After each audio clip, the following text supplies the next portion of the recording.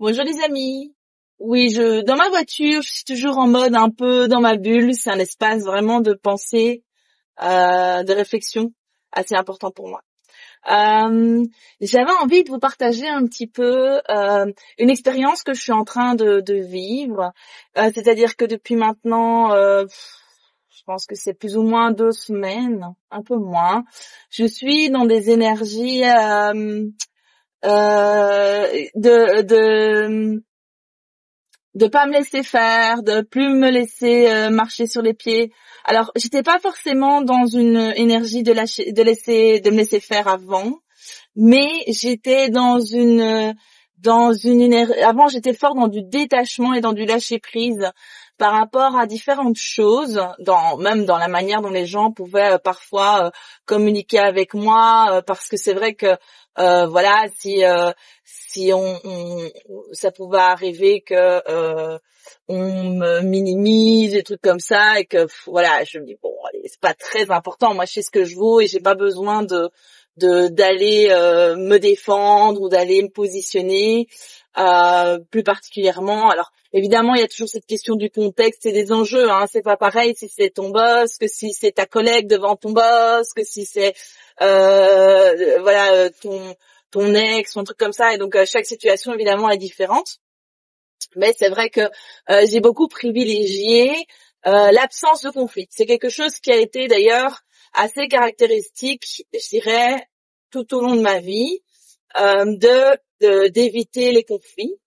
Et là, je suis dans une énergie vraiment très forte de positionnement et de non, mais en fait c'est non, c'est pas ok, ça ne me convient pas. Et et donc voilà. Et le problème, c'est que évidemment, ça vient aussi parfois. Enfin, ça vient avec une énergie de colère. Hein, faut dire ce qui est. Je dois le nommer. Et donc il y a des moments où je me dis mais c'était plus tout à fait moi ça. Qu'est-ce qui se passe? Et donc j'ai envie d'en parler un petit peu avec vous parce que qu'est-ce qui peut être à l'origine de changements de comportement. Donc, il faut savoir qu'il y a eu plusieurs étapes aussi dans mon évolution qui ont amené aussi des changements de comportement, du lâcher prise, plus de bienveillance, de lien avec l'amour inconditionnel. Et donc ici, c'est vrai que c'est un peu moins confortable parce que j'ai l'impression de faire un petit peu marche arrière. Mais ça n'est qu'une impression parce que je sais aussi que cette énergie de revendication, de militantisme, de je suis pas d'accord, de positionnement, de mettre des limites, etc. Et je veux dire aussi de crier ces limites parfois. C'est aussi quelque chose qui est nécessaire pour faire évoluer les choses, pour faire aussi évoluer le monde. Moi, je crois en un monde meilleur. Je crois que ça se fait effectivement de la manière douce quand les gens décident de revenir dans leur pouvoir personnel. Je pense aussi qu'il y a des moments où il faut se positionner parce qu'il y a des gens qui vont jamais être dans cette démarche-là, qui vont pas avoir les capacités.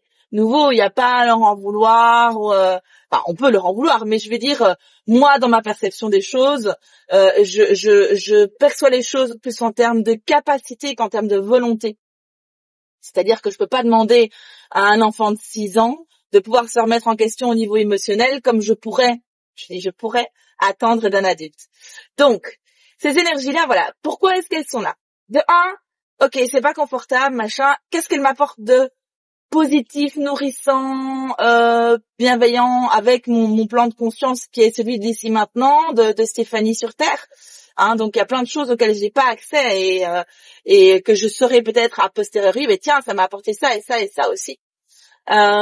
Deuxième chose, j'avais déjà vu, et c'est quelque chose que j'ai expérimenté aussi, que parfois on peut avoir des énergies d'entités, des plans de conscience différents qui viennent se mêler à notre plan de conscience pour nous permettre de dépasser certaines épreuves, d'expérimenter certaines choses, de pouvoir faire certains choix qui vont nous mener là où on doit être.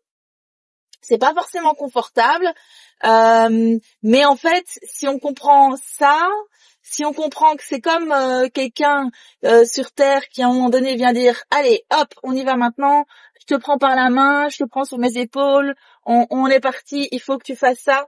Enfin pas il faut que tu fasses ça, mais il y a une étape importante là. Moi j'ai une boîte à outils que toi tu n'as pas forcément ou que tu n'utilises pas forcément.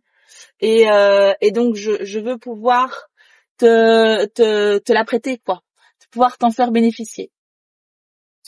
Et il y a aussi un certain nombre de choses. Alors ça dépend de votre sensibilité, mais ces énergies-là peuvent venir aussi par comment est-ce que je pourrais dire ça, les vases non moi je vais là je suis en train de me garer. Les vases communicants, c'est-à-dire qu'en étant en relation avec autrui, on peut bénéficier de nouvelles compétences, nouvelles connaissances, même sans forcément être dans une relation d'apprentissage, mais juste en étant en relation avec l'autre. Et donc, ça aussi, c'est des étapes. Il faut être conscient, ce sont des énergies qui sont là. On peut essayer évidemment de nettoyer. C'est toujours intéressant de venir essayer de purifier si on sent que c'est inconfortable, voire faire appel à quelqu'un si on sent que c'est inconfortable. Mais il faut être conscient que parfois c'est inconfortable parce qu'en fait, voilà, c'est pas notre mode de fonctionnement, mais c'est quelque chose qui est bon et bénéfique et nourrissant pour nous.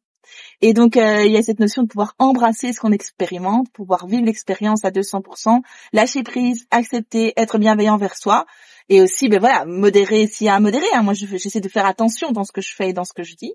Et quand je suis dans de la colère, j'essaye de ne pas devenir la colère. La tempête émotionnelle, c'est un problème. J'en ai déjà parlé. Et donc il y a différents outils aussi pour pouvoir pallier à ça, donc j'ai déjà abordé.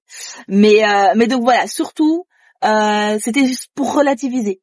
C'était pour vous permettre de poser ce regard positif aussi, parce que on ne le fait pas, sur ce que vous venez expérimenter, et sachant que et les énergies que vous portez peut-être en ce moment, et sachant que l'être humain et le vivant en général n'est pas figé. Ça veut dire que vous expérimentez ça en ce moment.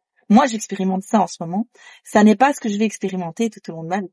C'est une étape qui est nécessaire pour moi et qui est bonne et bénéfique pour moi. Donc voilà, j'espère que cette petite vidéo vous aura aidé. À bientôt.